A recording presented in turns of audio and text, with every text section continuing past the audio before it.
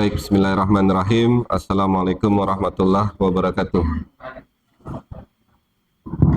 Alhamdulillah, salatu wassalamu ala rasulillah wa ala alihi wa sahbihi wa mawalah. Wa la hawla wa la quwata illa billah. Asyhadu an la ilaha illallah wahdahu la syarikalah wa asyhadu anna Muhammadan abduhu wa rasuluhu la nabiyya ba'dah. Subhanaka la ilma lana illa ma 'allamtana. Amma ba'du.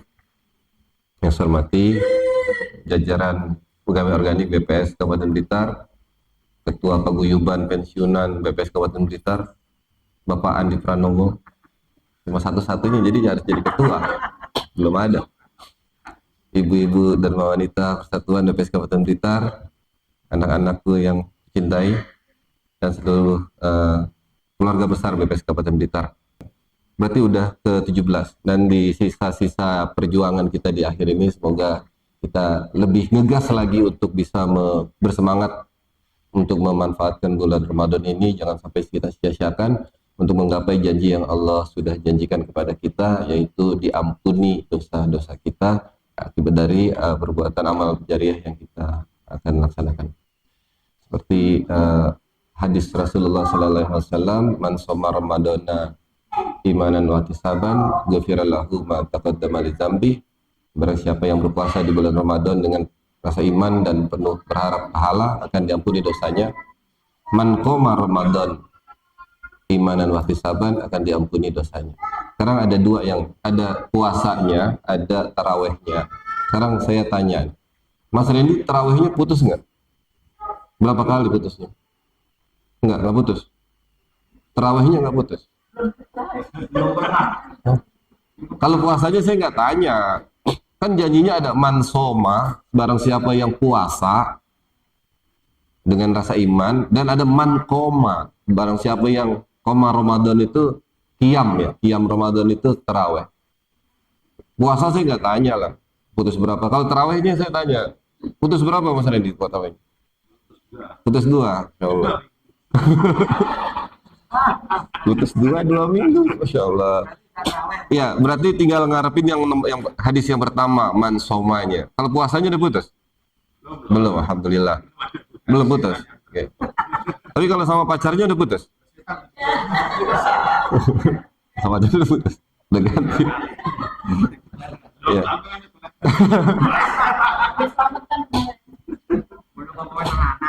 Ya, jadi yang dijanjikan diampuni dosa oleh Allah itu ada 3. Yang pertama man soma, barang siapa yang berpuasa dengan keimanan, barang siapa yang sholat malam keimanan, dan sholat Lailatul Qadar, man koma Lailatul Qadri. Jadi seperti tadi pagi ada hikmah paginya Mbak Maryamah, mana Mbak Maryamah?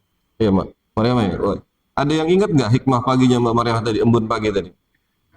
Nggak sempat dengar? Masa? Saya sampai meneteskan air mata saya tadi. Masa? Udah pada masing-masing ngambil posisi gimana? Jadi sungguhnya setiap amalan di bulan Ramadan itu dilipat gandakan 10 sampai 700 kali lipat, gitu kan ya? Balasannya. Kecuali puasa. Puasa itu untukku, aku yang akan membalasnya. Terus sesungguhnya bau mulut orang yang berpuasa itu di sisi Allah seperti harumnya minyak kasturi. Terus orang yang berpuasa itu diberikan 2 kebahagiaan, ya, yaitu kebahagiaan pada saat berbuka dan pada saat bertemu dengan Rabb-nya. Jadi itu keutamaan bulan Ramadan. Yang pertama, dilipat gandakan segala pahala yang kita lakukan. Yang kedua, kita diberi 2 kebahagiaan, yaitu kebahagiaan pada saat berbuka dan pada saat bertemu dengan Rabb-nya, ya. Jadi ada orang yang puasanya bisa bolong-bolong, tapi bukbernya rutin dia. Karena di dalam iftar itu ada kebahagiaan dijanjikan sama Allah itu. Bayangkan orang yang nggak puasa aja kepengen bukber. Apalagi yang itu hadis yang tadi embun pagi yang tadi dimaksudkan, ada 2 kebahagiaan pada saat buka dan pada saat kita bertemu dengan Rabb-nya kelak. Ada kemuliaan di bulan Ramadan yang juga harus kita ambil, dan itu merupakan kemuliaan yang sangat besar, yaitu bulan Al-Quran. Di dalam surat Al-Baqarah ayat 185, Allah Subhanahu wa taala mengatakan, a'udzubillahi minasyaitonirrajim, syahrul ramadhan allazi unzila fihi Qur'an hudal linnasi wa bayyinatin minal huda wal furqan. Bulan Ramadan adalah bulan diturunkannya Al-Quran. Al-Quran adalah petunjuk bagi manusia dan juga penjelasan dari petunjuk-petunjuk yang ada. Ini bulan Ramadan adalah bulan Al-Quran.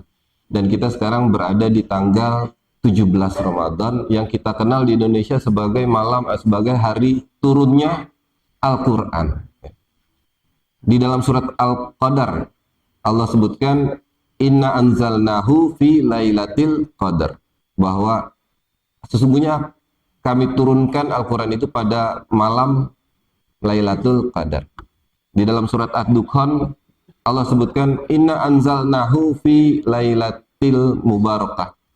Aku turunkan di malam yang berkah, yaitu malam Lailatul Qadar. Terus kita sekarang sepakat Al-Quran turun tanggal 17. Sebenarnya yang mana yang benar? Kok kalau malam Lailatul Qadar itu tanggal berapa, Mas Randy? Tanggal berapa, Pul? Malam ganjil di 10 terakhir. Terus kita sekarang udah sampai 10 terakhir belum? Belum, iya. Saya dari kecil saya bingung. Ini sebenarnya Al-Quran ini turunnya kapan sih? Lailatul Qadar atau 17 Ramadan? Ternyata Al-Quran itu diturunkan dua kali. Yang pertama itu dari Lauhul Mahfuz ke langit dunia, namanya Baitul Izzah. Jadi pada saat dari langit dunia dari Lauhul Mahfuz ke langit dunia itu satu kali udah utuh tuh Al-Qurannya, udah lengkap. Tapi diturunkan kepada Rasulullah Shallallahu Alaihi Wasallam secara berangsur-angsur. Nah, yang mau kita peringati adalah mungkin peristiwa turunnya wahyu yang pertama. Kenapa penting? Karena yang turun itu wahyu, bukan wahyu Eko, bukan wahyu Purnama Hadi, tapi wahyu Allah. Yaitu peristiwa pada saat Nabi Muhammad SAW di Gua Hira menerima malaikat Jibril. Itu penting untuk kita ketahui nih, peristiwa itu yang harus kita ketahui bersama. Tahu Gua Hira kan ya? Kira-kira berapa sih luasnya Gua Hira tuh? Tahu nggak? Gua yang gede nggak itu? Tahu nggak Mas Wayeko berapa luasnya? Nggak tahu ya? Iya, itu cuma 1 hasta kali 4 hasta ya. 1,5 hasta kali 4 hasta. 1 hastanya 45 cm. Jadi kira-kira 75 cm kali 2 meter. Gitu kira-kira. Kira-kira cuma buat jongkok merenung gini doang kira-kira itu. Kecil ya? Kecil ya? Kecil. Nah, disitulah. Nah, iya nggak masuk. Iya. Nggak, makanya yang jadi Rasul jarang yang gendut. Nah, itu pada saat itu setiap malam Rasulullah selalu keluar malam untuk merenungi masalah yang dihadapi oleh umatnya dan segala macam gitu-gitu ya. Dia belum punya solusi. Kemudian datanglah pada umur ke-40 tahun didatangi oleh malaikat Jibril. Malaikat Jibril datang memeluk keras tuh sampai nyesek dia, sampai nggak bisa nafas. Terus dilepas, bacalah. Rasulullah bilang, saya nggak bisa baca. Dipeluk lagi. Sampai keras lagi, sama nyesek nggak bisa napas, semboyangan gitu. Bacalah, saya nggak bisa baca. Dibilang nggak bisa baca, saya nggak bisa baca. Peluk lagi, dilepas lagi, sampai sempoyongan. Bacalah, baru keluar. Bacalah dengan nama Tuhanmu yang menciptakan. Iqra bismi rabbikal ladzi khalaq, khalaqal insana min 'alaq, khalaqal insana min 'alaq. Iqra wa rabbukal akram, alladzi 'allama bil qalam, 'allamal insana ma lam ya'lam. Udah dapat 5 ayat Al-Qur'an yang pertama kali turun. Ini juga diperdebatkan sebenarnya. Ayat Al-Quran yang pertama kali turun itu Al-Alaq 1:5, itu pendapat pertama. Yang kedua ada Al-Mudaththir 1:3, pendapat kedua. Yang ketiga adalah Al-Fatihah, lengkap, pendapat ketiga. Tapi itu nanti biar ulama yang berdebat lah ya, kita mah nggak usah berdebat ya, bukan ulama soalnya kita. Anggaplah ini Al-Alaq 1:5, sudah diterima dia. Pulang dengan gemetar dan datang ke rumah dengan wajah pucat, kedinginan, dan berkata kepada Khadijah, Zamiluni, selimuti aku. Khadijah langsung menyelimuti. Terus setelah sudah tenang baru Rasulullah menceritakan apa yang terjadi dengan pada beliau. Kemudian besoknya dibawalah ke pamannya, sepupunya kali ya, sepupunya Siti Khadijah, itu Waraqah bin Naufal, yaitu seorang ulama Nasrani yang mengatakan bahwa sungguhnya yang datang kepada engkau adalah namus yang juga datang kepada Musa. Semoga aku masih hidup pada saat engkau diusir oleh kaummu. Apakah aku akan diusir? Iya. Semua rasul yang membawa ajaran ini pasti dibenci sama kaumnya, gitu kan. Tapi nggak lama ternyata Naufal Waraqah meninggal. Jadi nggak sempat ngebelain Rasulullah. Nah, apa yang saya mau kasih pelajaran yang pertama nih ya. Kenapa itu peristiwa turunnya wahyu itu? Yang pertama, bapak-bapak itu memang suka keluar malam. Seperti Rasulullah itu selalu suka menyendiri dia. Karena bapak-bapak itu, laki-laki itu ada suatu momen yang dia harus melakukan kontemplasi diri, merenung, me time. Loh, itu uzlah namanya, tahannuts namanya. Yang kedua, ketika Rasulullah pulang dengan gupoh-gupoh, misuh-misuh, itu udah bukan misuh-misuh, udah lemes lah gitu ya. Iya, grundel gitu, udah segala gitu. Jangan ditanya. Pokoknya sama Khadijah, pokoknya minta apa selimutin. Enggak usah ditanya habis dari mana bi. Ulang ditanya macam-macam gitu kan, pusing nih. Enggak apa. Nah, itu yang kedua. Iya. Khadijah enggak nanya sama sekali. Dia cuma tahu suaminya datang dengan seperti itu, gemetar, enggak ditanya, pokoknya langsung diselimutin, dikasih kehangatan. Jadi kalau suami pulang nggak tahu dari mana malam-malam, terus yang kelihatan udah agak capek gitu, nggak usah ditanya, jangan diomelin. Loh, ini pelajaran. Ini pelajaran tadi. Jadi setelah suami tenang, baru dia akan menceritakan semuanya. Tadi, oh bahwa aku udah bertemu. Langsung dipeluk dulu, dikasih selimut dulu. Kasihan deh lo. Itu masalah lo itu ya. Nah itu yang pada saat turunnya wahyu yang pertama. Kemudian itu adalah wahyu pertama yang turun, dan lama tuh nggak turun lagi, nggak langsung setelah dilantik itu nggak langsung turun lagi ayat-ayat berikutnya, nggak. Ada 2,5 tahun sampai 3 tahun baru turun lagi, sampai kebingungan gitu. Ini sebenarnya beneran nggak sih saya dilantik nih gitu kan, mungkin ya. Sampai minta petunjuk terus sama Allah itu sampai di hari-hari berikutnya. Itu adalah peristiwa turunnya wahyu pertama. Nah, mengenai 17 Ramadan juga itu banyak perdebatan para ahli ulama ya. Ada yang tanggal 7 Ramadan, ada yang tanggal 10, ada yang tanggal 21. Tapi nggak perlu diperdebatkan ya. Kita yakini bahwa Al-Quran yang turun itu adalah kitab suci ya. Kitab suci.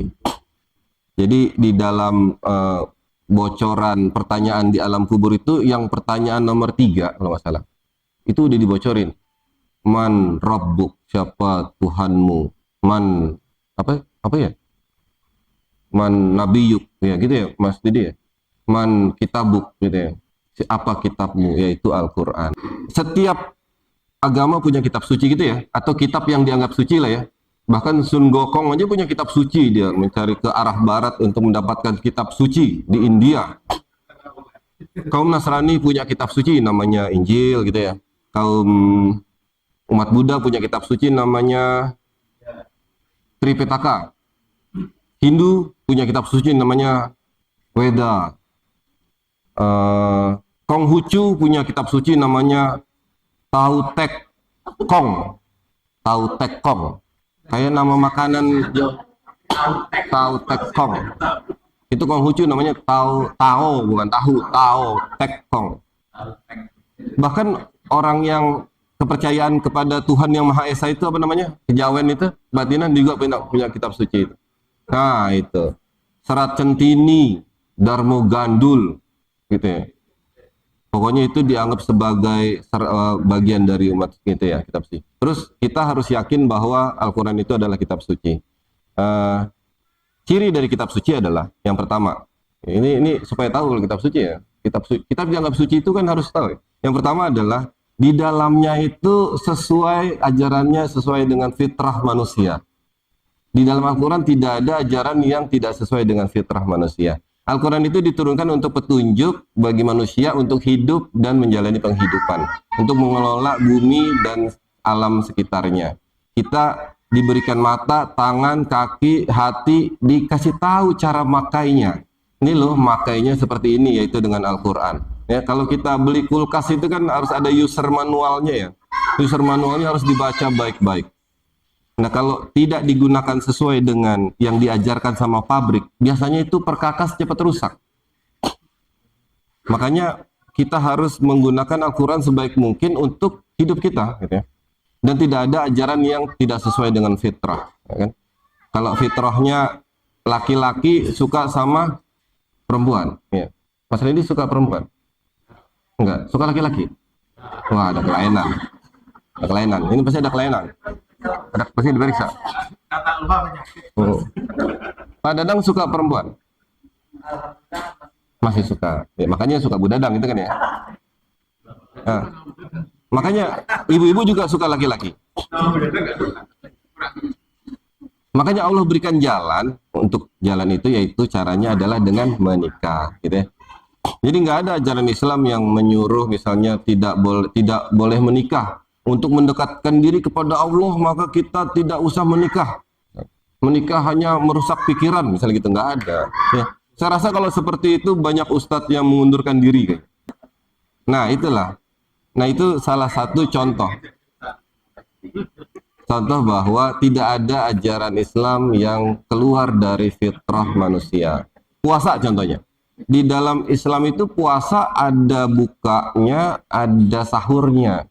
Sahurnya itu disuruh diakhirkan, bukanya disuruh disegerakan. Karena Allah tahu manusia itu sok-sokan kalau nggak digituin. Pengen dapat pahala banyak ya, awal-awal itu. Bukanya dilama-lamain, kan semakin lama puasa dianggap semakin banyak pahalanya ya. Saya nggak mau sahur biar lebih 2 hari 2 malam gitu. Ada nggak agama yang mengajarkan puasa 3 hari 3 malam, 40 hari 40 malam gitu ya? Ada kan ya? Itu bisa meninggoy itu. Nah kita enggak. Kita dikasih tahu bahwa sahurnya itu bahkan diakhirkan sampai paling dekat dengan batas. Dan bukanya disegerakan paling dekat dengan batas. Karena Allah tahu. Dan yang disuruh yang wajib untuk berpuasa itu hanya di periode itu saja. Makan, minum, dan syahwat itu dilarang pada siang hari. Ya. Malamnya semuanya boleh. Hubungan suami istri boleh malam. Jadi cuma bertahan siang doang. Bayangkan kalau seandainya disuruh puasanya itu 1 bulan Pak Dadang. Apa enggak nambah rontok rambut Pak Gunawan? 1 bulan menahan